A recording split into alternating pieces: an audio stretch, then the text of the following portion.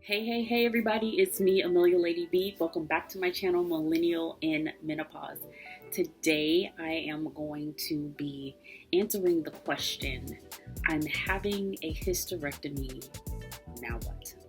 Stay tuned for some info. I have an array of subscribers and followers on YouTube and Instagram, and so I try to cover as much as I possibly can within the scope of what Millennial and Menopause is about, which is to discuss surgical menopause primarily, but also other women's health topics surrounded around reproductive health. So I get questions quite often regarding those who are being told that they have to have hysterectomies, or they're dealing with certain reproductive issues such as endometriosis, PCOS, or fibroids, and other things that maybe could warrant some type of treatment, or doctors are throwing in the air possible hysterectomy. And so a lot of women ask me what are different options for treatment and things like that. I'm not a doctor. I am just a woman who has experienced years of endometriosis, been in and out of doctors' offices, and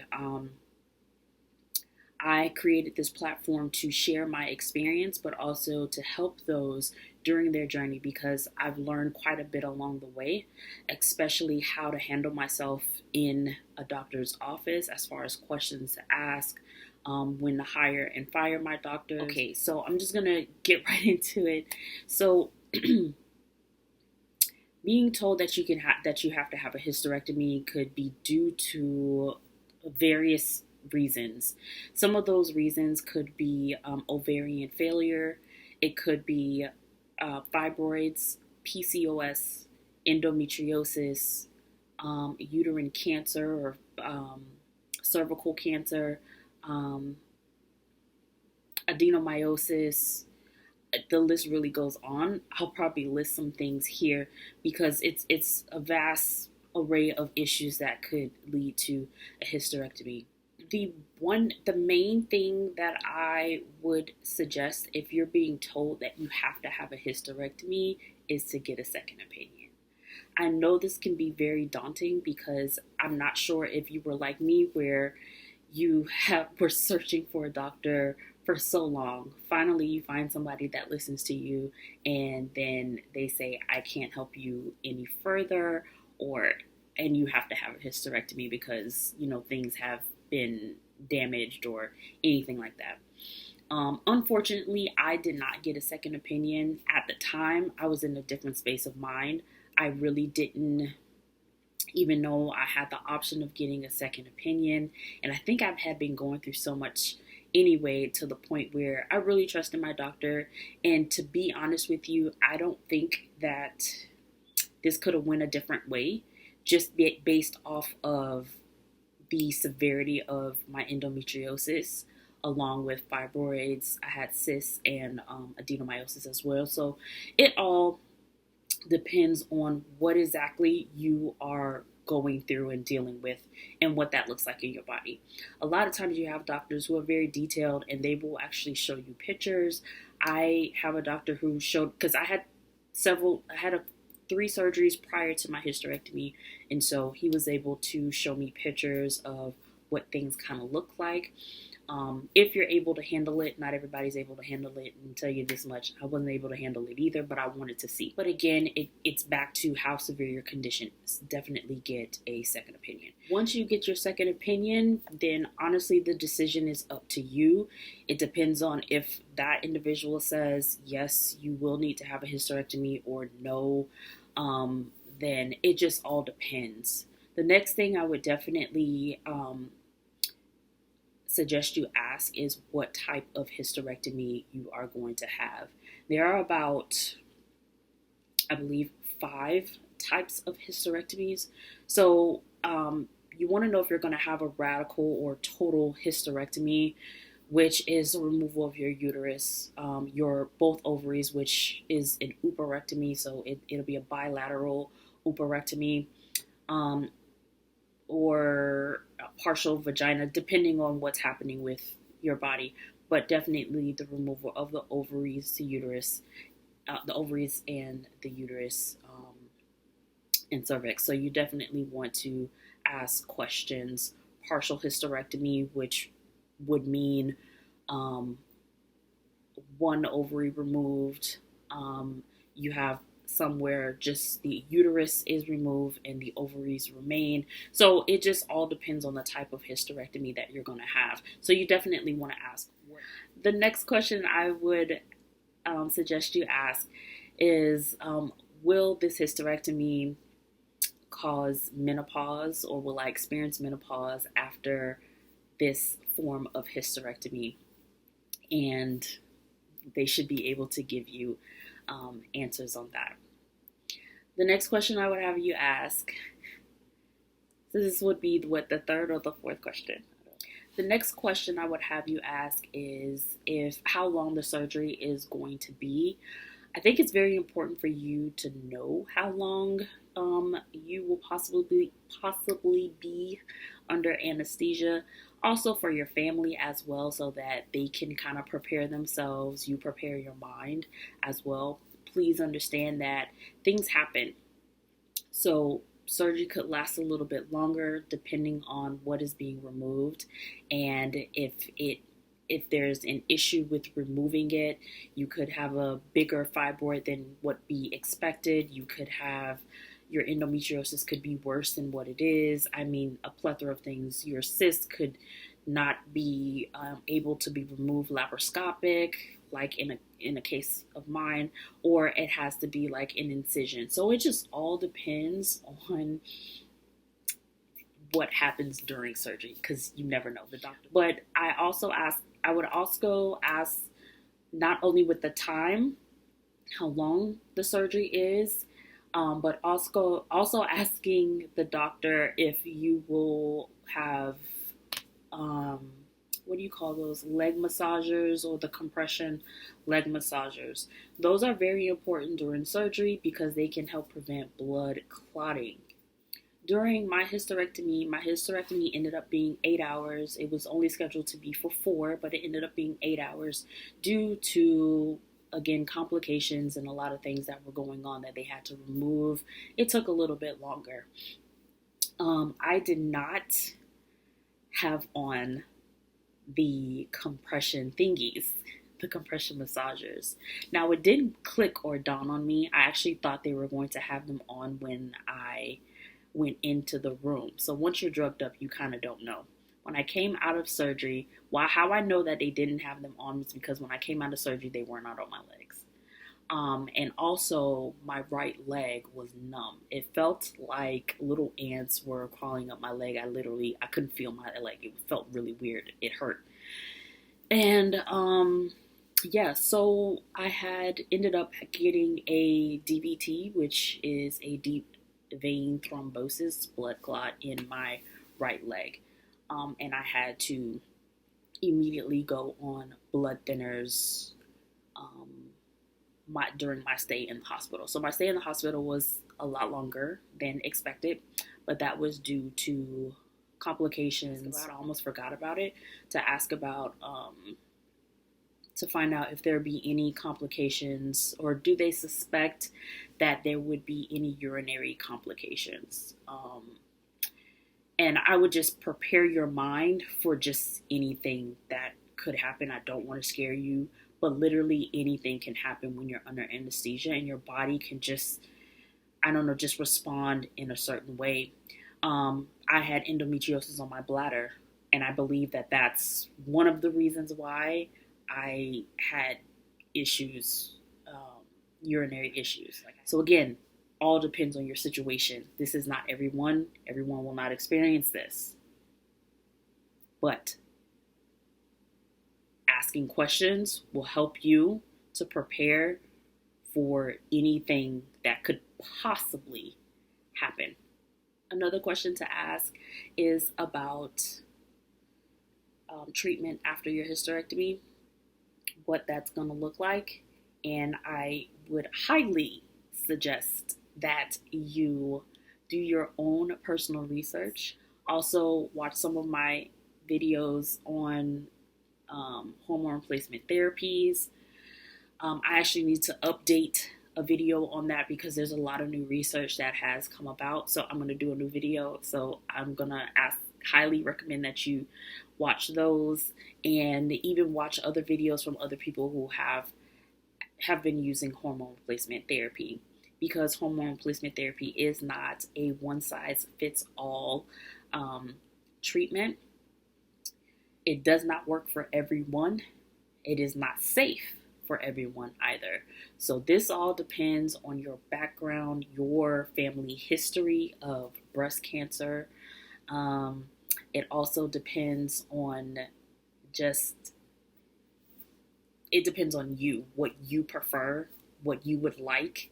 And once you start taking it, some women got sick, meaning not terminal or anything, but it just didn't make them feel good. It made them actually feel worse, and a lot of their menopausal symptoms increased. So it's not a one size fits all thing. So I'm going to just leave that there.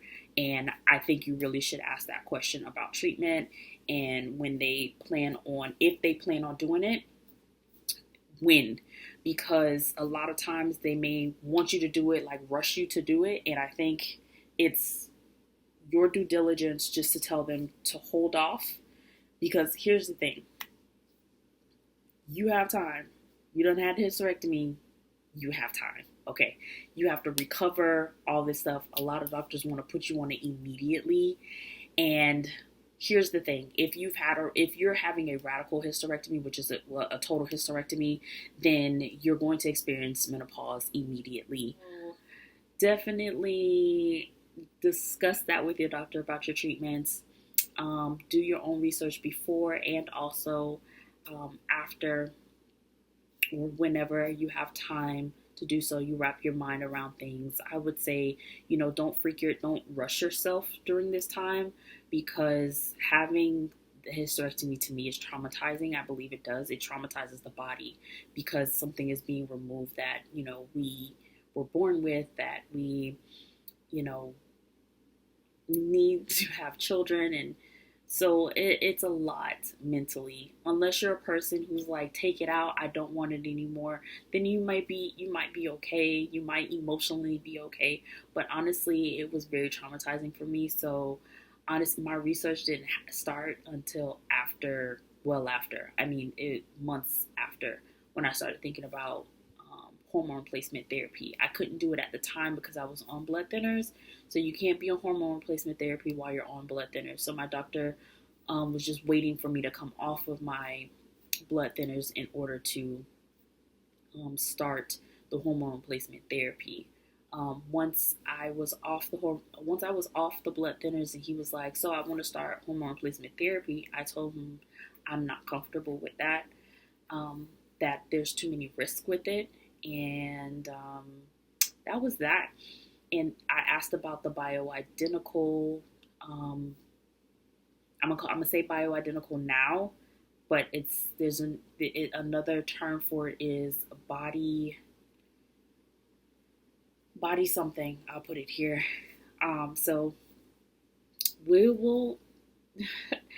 I it's that it's a lot. It's a lot, but that is actually not covered by insurance. So I'm telling you that now. It's not anything natural to the body. It's not covered by insurance.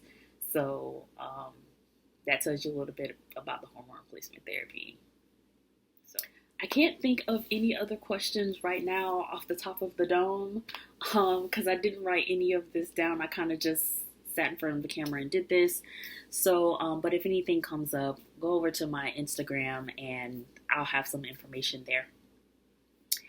But I just want to say that, to just reiterate that during this time with having a hysterectomy, be prepared for your body to change. Be prepared for, life is pretty much going to change from you at this point. Depending on the type of hysterectomy, you may not have a period anymore, but you will still experience mood swings or like pseudo periods. I'll do a video on that, but you may experience that you are going to experience like menopause very quickly, and a lot of the symptoms will come very quickly.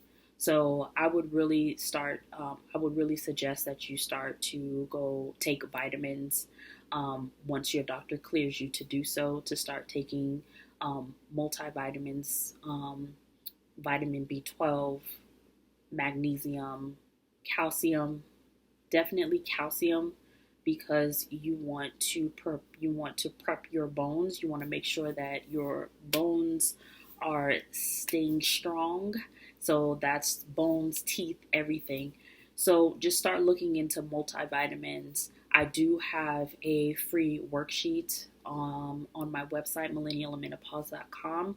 It's the vitamin information worksheet, and pretty much I tell you about non-GMO vitamins and different companies that are third-party tested and have high potency as well.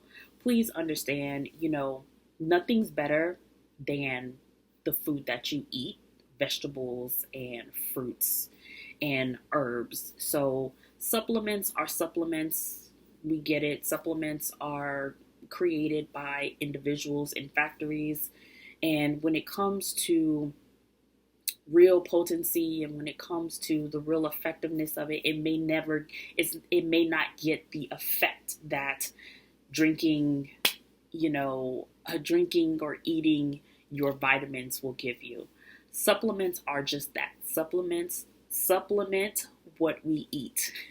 So sometimes we need a little bit more. Women definitely who are going through menopause do need to up in magnesium, calcium a lot of times to help with bone health.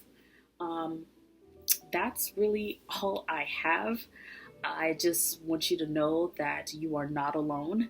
When you start crying for no reason, when you just feel defeated, when you feel as though nobody will ever understand, there is a community that does understand, and other women who knows what you're going through. Follow me on Instagram if you're not, millennialandmenopause.com. Follow other women and other platforms who are talking about menopause and who are, providing the support and information that you need, because you're going to need all the support that you can get. Support from family and friends, but also support from people who are going through the same things that you are going through. I'm not sure where you are in your journey right now. I'm not sure if you're going to decide to have a hysterectomy or if it's already been decided for you.